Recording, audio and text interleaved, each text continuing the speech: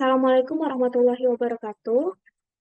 Perkenalkan, nama saya Vini Utari dari kelas 645C07 dengan NIM 642152007. Kali ini saya akan mempresentasikan hasil dari penelitian saya, yaitu dengan judul Pengaruh Harga Emas dan Motivasi Investasi terhadap Pengambilan Keputusan Investasi Tabungan Emas di Pegadaian Pasar PEL. Tugas ini diajukan untuk memenuhi salah satu syarat kelulusan mata kuliah metode penelitian bisnis dengan dosen pengampunya Ibu Heni Armania, SPD, MM.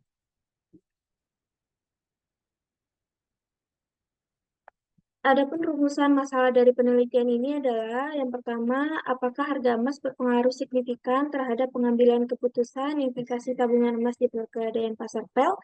Yang kedua, itu apakah motivasi investasi berpengaruh signifikan terhadap pengambilan keputusan investasi tabungan emas di Pegadaian Pasar PEL? Yang ketiga, apakah harga emas dan motivasi investasi berpengaruh signifikan terhadap pengambilan keputusan investasi tabungan emas di Pegadaian Pasar PEL? Kemudian ada tujuan penelitiannya, yaitu satu, untuk mengetahui apakah pengaruh harga emas terhadap pengambilan keputusan investasi Pegadaian tabungan emas di Pegadaian Pasar PEL. Untuk mengetahui pengaruh motivasi investasi terhadap pengambilan keputusan investasi tabungan emas di Pegadaian Pasar PEL. Yang ketiga, untuk mengetahui pengaruh harga dan motivasi investasi terhadap pengambilan keputusan investasi tabungan emas di Pegadaian Pasar PEL. Kemudian ruang lingkup penelitian. Penelitian ini jenisnya adalah penelitian kuantitatif, di mana metode yang digunakan dengan metode kuantitatif karena data penelitian ini berupa angka dengan meneliti pada populasi atau sampel tertentu. Penelitian ini juga menggunakan metode survei. Berdasarkan jenis data yang diteliti, penelitian ini menggunakan jenis data primer, yaitu data yang diperoleh atau dikumpulkan oleh peneliti secara langsung dari Pegadaian Pasar PEL. Objek yang diteliti dalam penelitian ini adalah nasabah yang bertransaksi di Pegadaian Pasar PEL.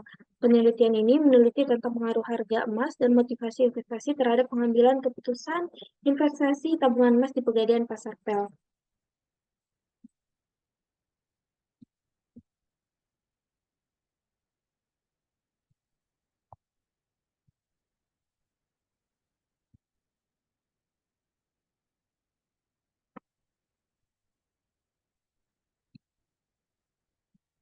Adapun hipotesa atau dugaan sementaranya itu, yang pertama, hipotesa alternatif atau HA itu adanya pengaruh yang signifikan terhadap harga emas dan motivasi investasi terhadap pengambilan keputusan investasi tabungan emas Pegadaian Pasar PEL. Yang kedua, ada hipotesa nol atau HA0, yaitu tidak adanya pengaruh yang signifikan terhadap harga emas dan motivasi investasi terhadap pengambilan keputusan investasi tabungan emas Pegadaian Pasar PEL. Yaitu metode penelitian. Populasi sampel yang saya ambil itu adalah nasabah yang bertransaksi investasi di Pegadaian Pasar PEL. Kemudian sampelnya itu nasabah yang berinvestasi tabungan emas di Pegadaian Pasar PEL.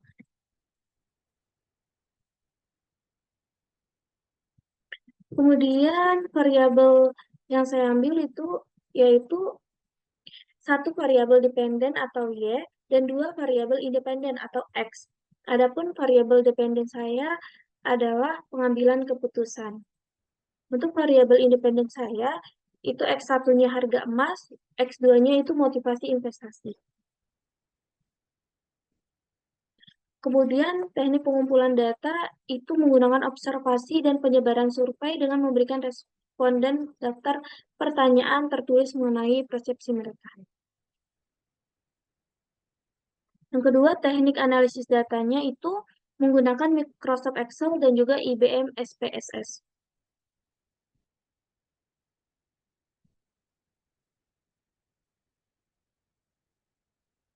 Lanjut ke hasil dan pembahasan. Jadi, deskripsi objek penelitian. Responden dalam penelitian ini merupakan nasabah Pegadaian Pasar PEL. Kemudian, berdasarkan pernyataan yang diajukan, terdapat 40 responden yang dapat diketahui jenis kelamin, usia, serta pekerjaan responden. Penggolongan identitas responden dilakukan untuk mengetahui gambaran responden yang menjadi objek penelitian secara akurat. Kemudian lanjut ke uji statistik deskriptif. Ini bertujuan memberikan gambaran atau deskripsi suatu data yang dilihat dari nilai rata-rata hitung atau mean, tertinggi atau maksimal, terendah itu minimal, dan standar deviasi dari masing-masing variabel, yaitu harga emas dengan X1, motivasi investasi itu X2, dan pengambilan keputusan itu Y. Mengenai hasil uji statistik deskriptif, penelitian dapat dilihat pada tabel 4.1 sebagai berikut. Berdasarkan tabel 4.1 di atas, dapat disimpulkan bahwa jumlah sampel 40 responden, kemudian pada variabel harga emas atau X1 memiliki nilai terkecil itu 8, nilai terbesarnya itu 20, dan nilai rata-ratanya 13,65. Sedangkan standar deviasinya adalah 2,54750. Lalu pada variabel motivasi investasi atau X2 memiliki nilai terkecil itu 8, nilai terbesarnya 15, dan rata-ratanya 13,2750, dan standar deviasinya 1,75393. Dan yang terakhir ada variabel pengambilan keputusan atau Y, memiliki nilai terkecil minimum sebesar 8, nilai terbesarnya 20, dan rata-ratanya 17,150, dan standar deviasinya 2,54750.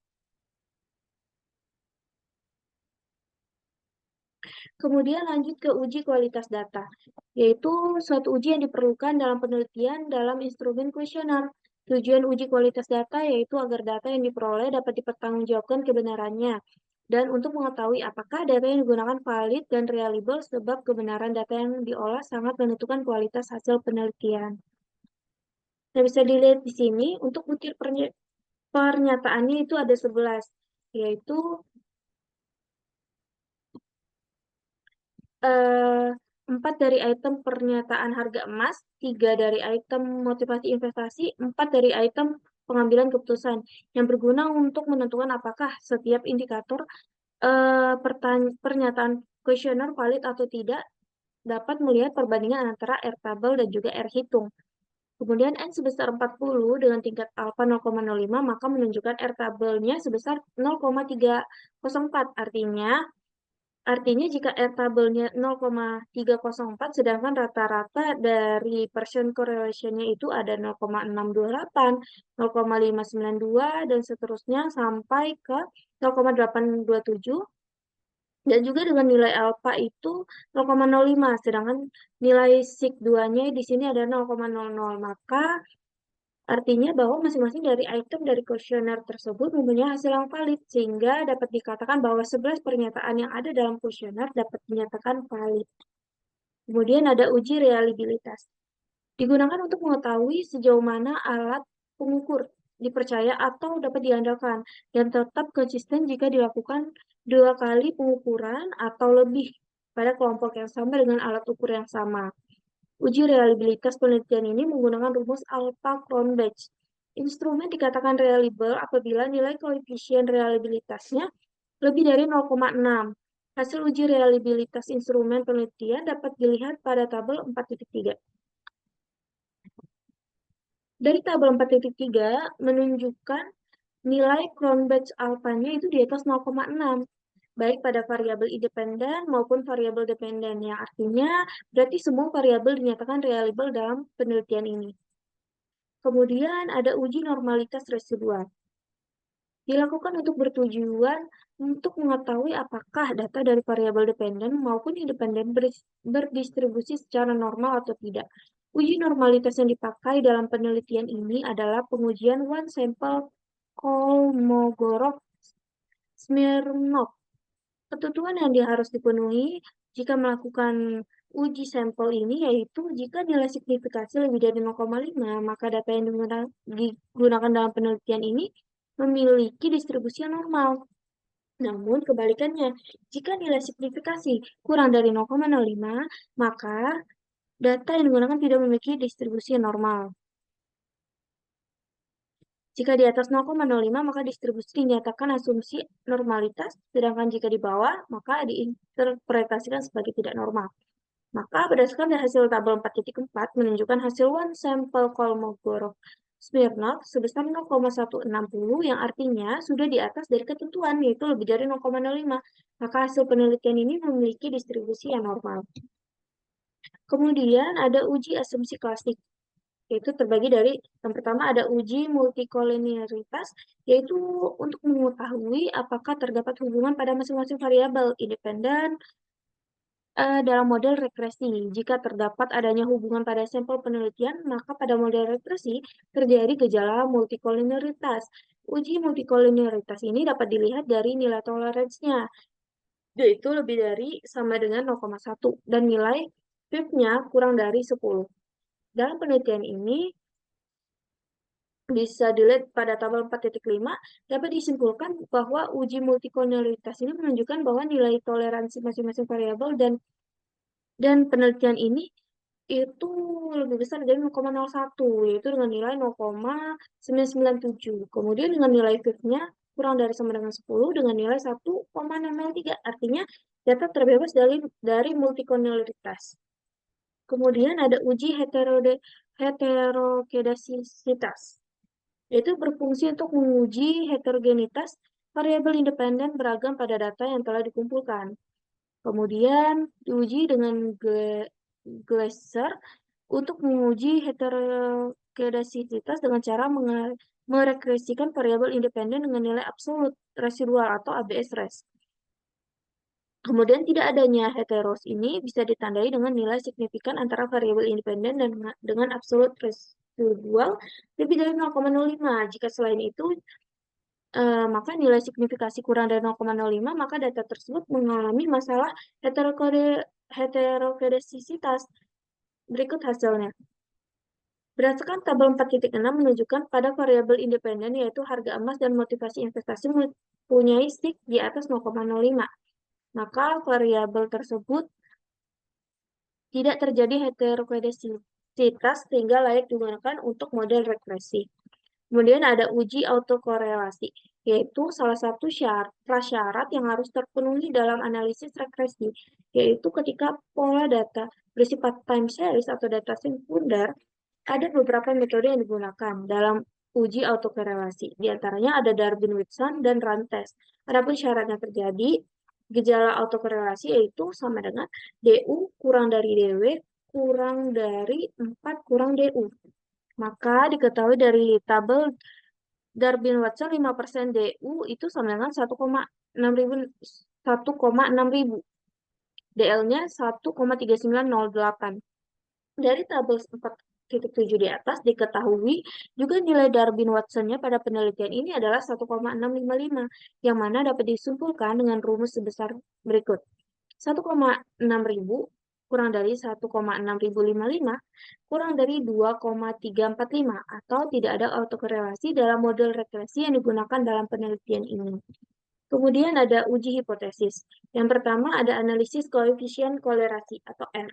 Itu bertujuan untuk mengetahui tingkat keeratan hubungan antar variabel yang dinyatakan dengan koefisien R.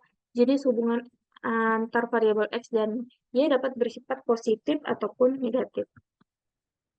Nah, dasar pengambilan keputusan ialah nilai signifikasinya kurang dari 0,05, maka berkolerasi. Jika dilihat dari tabel 4.8 di atas, nilai signya adalah kurang dari 0,01.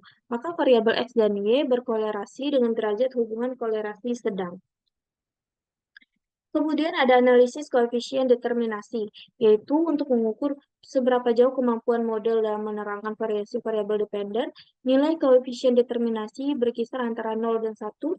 Nilai yang mendekati 1 berarti variabel independennya atau X memberikan hampir semua informasi yang dibutuhkan untuk memprediksi variasi variabel dependen atau Y.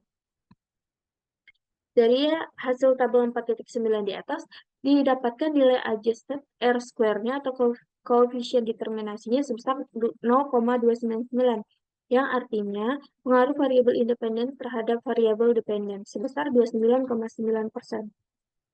Yaitu selanjutnya ada uji F. Uji F ini bertujuan untuk mengetahui ada atau tidaknya pengaruh variabel independen terhadap variabel dependen secara simultan atau bersama-sama. Adapun syarat dalam pengambilan keputusan uji F ialah jika nilai C kurang dari 0,5, maka kesimpulannya terdapat pengaruh variabel X terhadap variabel Y secara simulan atau bersama-sama. Nah, jika nilai F hitung lebih dari F tabel, maka kesimpulannya terdapat pengaruh variabel X terhadap variabel Y secara simultan atau bersama-sama. Nah, diketahui nih, F hitungnya itu 9,325 lebih besar dari F tabel 2,839 dan nilai signifikasinya itu kurang dari 0,01. Itu tandanya kurang dari 0,05. Maka dapat disimpulkan bahwa variabel X1 dan X2 berpengaruh secara simultan bersama-sama terhadap Y. Maka hasil hipotesisnya diterima. Kemudian ada uji T. Uji T ini untuk mengetahui ada atau tidaknya pengaruh variabel X terhadap variabel Y secara parsial atau individu. Adapun syarat dalam pengambilan keputusan uji T ialah jika nilai C kurang dari 0,05, maka kesimpulannya terdapat pengaruh variabel X terhadap variabel Y secara parsial atau individu. Atau jika nilai T hitung lebih dari T tabel, maka kesimpulannya terdapat pengaruh variabel X terhadap variabel Y secara parsial atau individu. Maka, berdasarkan hasil tabel, dapat ditarik kesimpulannya. Yang pertama itu, hipotesis pertama, nilai signifikasi dari X1 itu adalah 0,02. Itu tandanya kurang dari 0,05, maka X1 berpengaruh positif terhadap Y. Kemudian yang kedua ada hipotesis kedua, yaitu nilai signifikasi X2 itu 0,062, ya. Artinya itu lebih besar dari 0,05. Maka X2 tidak berpengaruh terhadap Y, atau H2 tidak diterima. Kemudian kita lanjut ke kesimpulan. Penelitian ini kan bertujuan untuk mengetahui, menganalisis, dan menguji pengaruh harga emas dan motivasi investasi terhadap pengambilan keputusan investasi tabungan emas di Pegadaian Pasar PEL. Sampel yang digunakan adalah nasabah Pegadaian Pasar PEL. Data yang digunakan sebanyak 40 responden. Dari hasil penelitian yang dilakukan menghasilkan beberapa kesimpulan. Yang pertama, variabel harga emas berpengaruh signifikan dan berkolerasi positif sehingga harga emas berpengaruh terhadap pengambilan keputusan investasi. Hasil ini sesuai dengan hipotesis yang diajukan dalam penelitian, berarti H1 diterima. Kemudian yang kedua, variabel motivasi investasi tidak berpengaruh signifikan sehingga motivasi investasi tidak berpengaruh terhadap pengambilan keputusan investasi. Hasil ini tidak sesuai dengan hipotesis yang diajukan dalam penelitian, yaitu H2 ditolak.